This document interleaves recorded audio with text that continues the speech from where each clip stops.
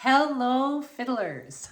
My name is Leta Davis, and this is Fiddleo, where we make fiddle playing easier. You are just starting, and this is the first video you need to watch, and it's how to make fiddle playing easy, easy, easy. It's reputed to be very hard, but we are going to make it easy because I've been going to tell you a little bit about myself. I've been teaching for a little more than 30 years, and I started as a classical player in one of the first Suzuki programs in the US. And Shinichi Suzuki used to come from Japan and teach. And so I had it from the master himself, and I was a successful Suzuki player. I also started playing bluegrass and fiddle music within a few years after I started on classical. And I have done both, and now I do much more work in alternative styles, but I have been teaching for a long time, and I know what you need to know to be able to play the fiddle and really enjoy yourself and be independent, to be confident, to be creative and original, and to feel really good while you're playing. And there's some foundation things that somebody else might tell you, oh, do this, balance the violin here and do this and there. No. I'm not going to tell you exactly that, but I'm going to tell you how to make it easy. Okay? Great. First thing is you have a violin. Got to have a violin. And first of all, take out your bow. Now, I have this fancy bow with a fancy frog. I only got it when I was in Nashville last month, but I'm showing it off to you right now. It's an old Baroque ivory bow. Isn't that awesome? But what I'm going to do is see how this little bit is white here. I'm going to show you about how the horsehairs, they're either real horsehair or synthetic, how they work. Okay, there's a little knob here that tightens and loosens. And if you look closely, you will notice the hairs. I'll see if I can find a way for you to see this. The hairs, probably if you look at it through onto the cello part, you can see how they get higher up. That makes the bow tighter. And then when you loosen it, it gets looser. So you do not want the stick to be straight. If the stick doesn't have an arch in the middle, you're going to get a bent stick and you're going to wear out your hair. It's way too tight. So it goes about like this, and I tell people you should be able to put your pinky in between here, just about like that much, just so you can just get it through.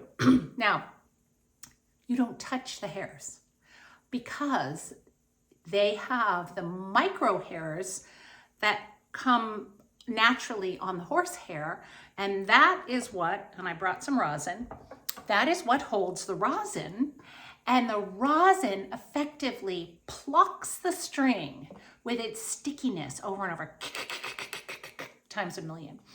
And that times a million will give you this sound.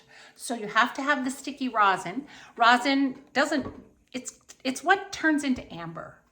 But what you do is you hold it in your fingering hand in the palm. If you don't do this, you'll be going, oh, you think it'll fall off. But if you watch a pro play, they hold the rosin down here and put the fingers gently over the rosin. And I'm using kind of a student rosin here, and it's fine. I use a student rosin if I don't have my other rosin. And then it goes up and down. You just hold it like a baseball bat, and it goes up and down, easy and smooth. And you might think, oh, go up here, get it going, go down here. Nope. This is where we play, right in the middle. So emphasize the middle, just make it go up and down. And it's kind of fun to hold the rosin in your fingering hand. Oh, I'm going to make this flipped around to make sure that you see it the right way. And that would be your left hand. And then you just go like this, right in the middle of the bow, not too hard. And eventually your rosin will get a little divot in it like that. Okay? Even if you have a cake of rosin, which is circular, you can still put it in the bottom of your hand. Don't try doing anything finicky. You cannot be finicky with a violin. even though it is a finicky. It's like a thoroughbred, you know, it's like the legs could break at any moment, thoroughbred horse. So now we've rosined our bow. Put your rosin away. Make sure you have it tightened. Oh, I was going to show you that if you loosen this thing up all the way, it's a screw. And that goes in and this comes off, you see, and there's a little kind of a nut-like thing in there. And now the hairs are super loose, and then you can put it back in. I tell people this because it's like, oh, how much do I tighten it? How much do I loosen it? Nobody knows. And I see people with way over tight bows and way over too loose. You just want to loosen it enough so you're not putting pressure on the stick. If you have a good bow, you paid $2,000 for it and you don't want to break it, you know, bend it. And the way you can tell if it's bent is, ooh, this is fun. You look straight down it like this. I mean, I'm illustrating. So, and if it goes to one side or the other, it's bent. And you probably don't have a good enough bow to fix it. So you just have to live with it or get a new bow. And carbon fiber bows don't warp. So I would get a carbon fiber bow. I have a couple. They work great. This is my favorite new bow. So now your bow is ready. All right, so we're gonna set that aside and you're gonna get your fiddle out. Now, a fiddle, just so you guys know, a fiddle and a violin are exactly the same thing. They have 4 strings, and down here, you should have a tailpiece that has 4 little miniature screws on it. Now, why do you need those screws? Because they are the fine tuners. So if you want to make your string just a little bit higher or a little bit lower, you tune with these. If you want to make them a lot, now, when I started, I didn't even have those. So you have to learn to tune up here. But I'm not going to teach you that right now. I'm going to teach you up here. And we're not even going to start with tuning. Because if you have no idea how to tune or how to get your violin in tune, you'll spend hours mucking around. You will. You have to learn how to hold the violin close to you. I don't have this angle just so. Anyway, you have to be on your knee down here.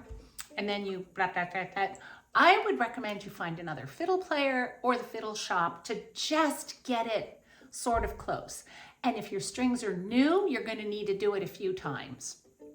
And I'm telling you this because you can break strings. You can wrap them the wrong way if you do it yourself. Don't do this part yourself. I mean, if you're some like maniac woodworker guy who knows all about this stuff, I'm not talking to you. But if you're your average person, get somebody to make it fairly stable. And the strings stabilize over time. So they stretch when you put them on. The strings are like a plastic substance on the inside with wound with silver or aluminum, whatever you have. And you can see that I haven't cleaned my fiddle in a while, but this white bit here, that's where the rosin comes off as you're playing. And then well, you should do it every time you put it away, but I almost never put it away because I play so much. But it does need a little cleaning. And now your fiddle is fairly in tune. And now you're going to learn how to tune with these tuners, okay? And I'm going to teach you. So you want to put it on your lap since this is not facing the right way. And face it towards you over to the left. And take your thumb and pluck the A string. The A string, oh, the skinniest top string is called E. You know, I just realized I need an acronym for that, don't I? E, every, A.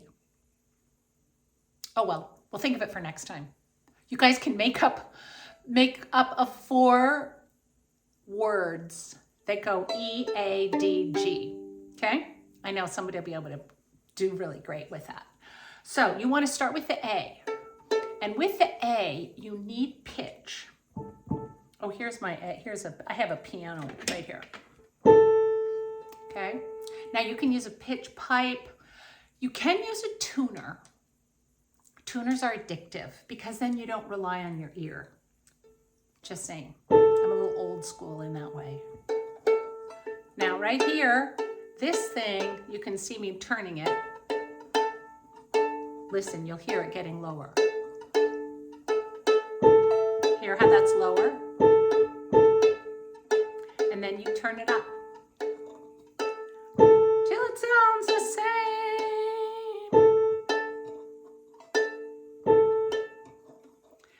And you know what? You don't have to be a crazy person about how perfectly in tune it is. I'm not going to worry about why, but you just don't. Not right now. Okay? And then you go to the E string.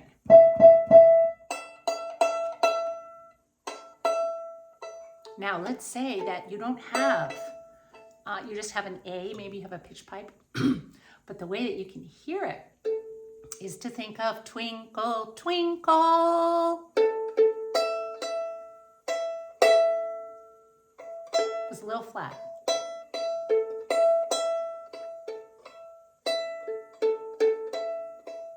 I tune with a bow and it's a little more accurate, but that's fine. Twinkle, twinkle.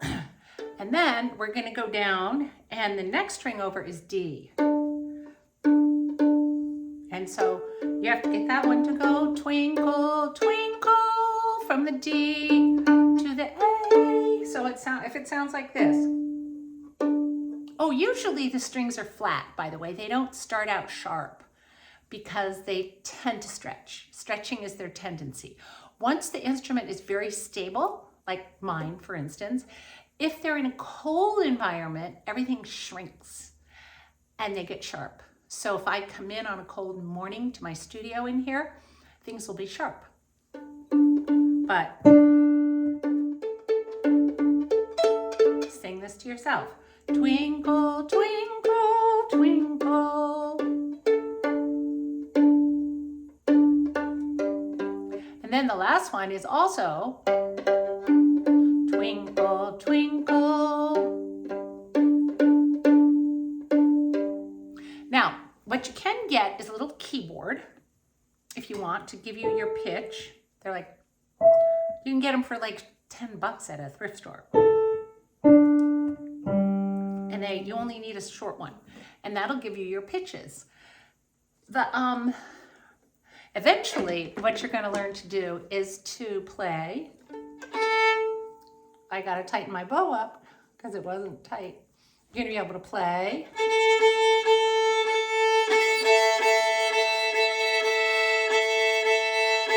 And you're going to hear when it hits the fifth because we're going to learn how to do that too. Here it's lower. Ooh, there we go. Twinkle, twinkle. And that one is twinkle, twinkle. Now you're going to hear me sing. I sing all the time and I do not have a good voice. But then I'm not a singer. I'm just singing pitches. So you may think, oh, I don't have a good voice. I can't sing. No. If you can't get a pitch, it's because of your listening. So you're going to have to work on matching pitch. La. You should be able to do that. La. If you're a man, then you have a lower voice, a whole octave lower. La, la, la, la. So now we have our bow and we have our violin. And that is how you get everything ready to start. From here, we'll go to lesson number 2, which is how to learn what this hand does and learn what this hand does. Okay? So then we have how to hold the violin in lesson 3. Okay, thanks. See you in the next video.